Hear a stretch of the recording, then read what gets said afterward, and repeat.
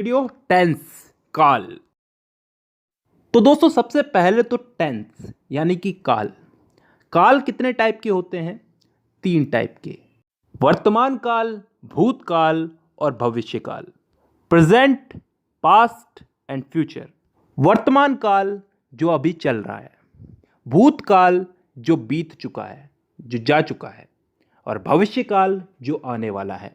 इन 3 कालों के अलावा भी कोई काल होता है क्या? नहीं होता ना। तो चलो आगे।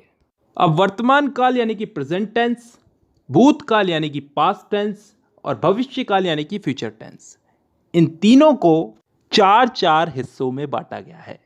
और अच्छी बात यह है कि ये 4 भाग कुछ इस तरह से बांटे गए हैं कि आसानी से याद हो जाए, ज़्यादा कुछ समझने की ज़रूरत नहीं है, बस नाम का फ़र्क है। वो आगे समझ में आएगा। अगर एक चीज़ समझ में आ गई तो बाकी चीज़ें भी समझ में आ जाएगी धीरे धीरे। अब ये 4 भाग कौन से हैं जिनमें इनको बांटा गया है? इन तीनों को 4 भागों में बांटा गया, 4 × 12। तो अब ये 4 भाग कौन से हैं समझते हैं। पहला भाग है इंडेफिनेट। अब इंडेफिनेट को हम हिंदी में बोलते हैं कोई काम तय ना होना, अनिश्चित। इसमें ऐसे वाक्य आते हैं जिनका समय निर्धारित नहीं होता, यानी कि वो कब शुरू हुए और कब खत्म होंगे।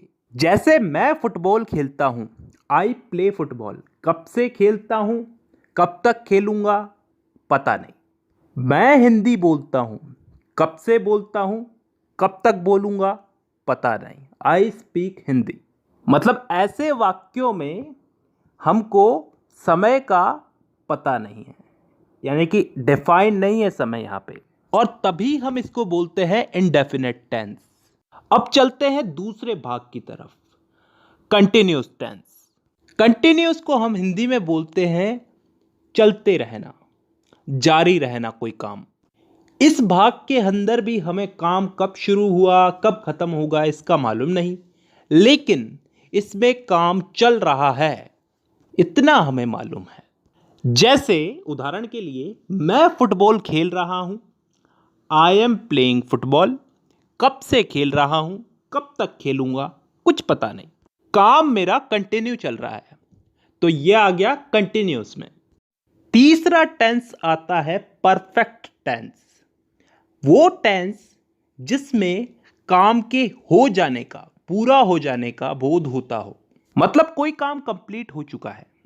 जैसे मैं फुटबॉल खेल चुका हूं, चुका हूं, चुकी हूं, चुके हैं, ये सब चीजें क्या बताती हैं?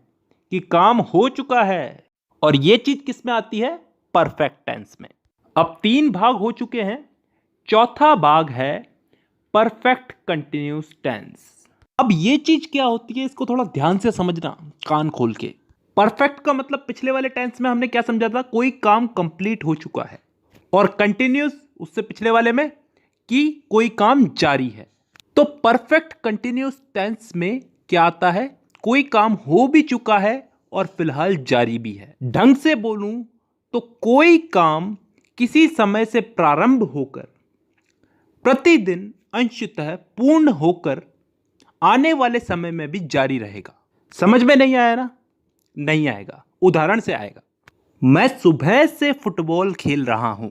सुबह से, किसी समय से खेल रहा हूं, सुबह से खेल रहा हूं।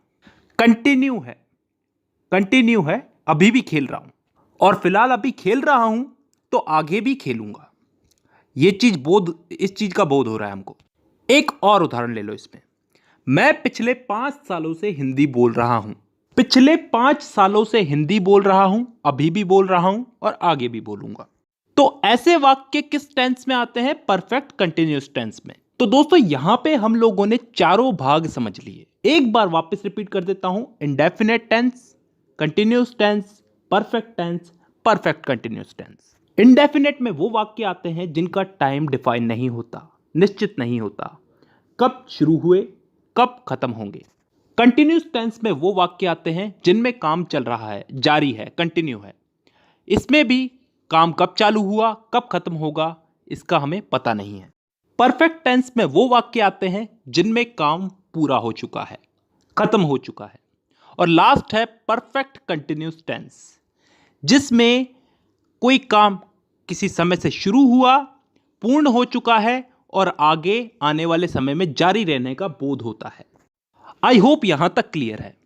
ठीक है, अब दोस्तों इस टेंस के इन्हीं चारों भागों को हम लोग इन तीनों काल में फिट करेंगे, प्रेजेंट, पास्ट और फ्यूचर।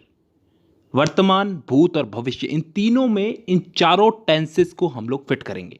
करना कुछ नहीं है, बस नाम उठा करके आगे रख देना है।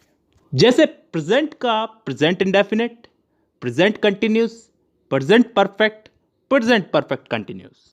पास्ट का past indefinite, past continuous, past perfect और पास्ट परफेक्ट कंटिन्यूस। फ्यूचर का future indefinite, future continuous, future perfect और फ्यूचर परफेक्ट कंटिन्यूस। तो टोटल कितने भाग हो गए? एक एक के अगर 4-4 हुए तो तीनों के हो गए 4-4 × 12। अब इन 12 भागों को मैं अगली वीडियो में समझाऊंगा। फिलहाल के लिए बहुत है, क्योंकि ज़्यादा पढ़ाऊंगा तो तुम्हारा भी दिमाग खराब होगा और मेरा भी। चलिए, तो आज के लिए बेसिक ही बहुत है। तो आज की वीडियो में बस इतना ही। अब मुलाकात होगी आपसे अगली वीडियो में, तब तक के लिए धन्यवाद।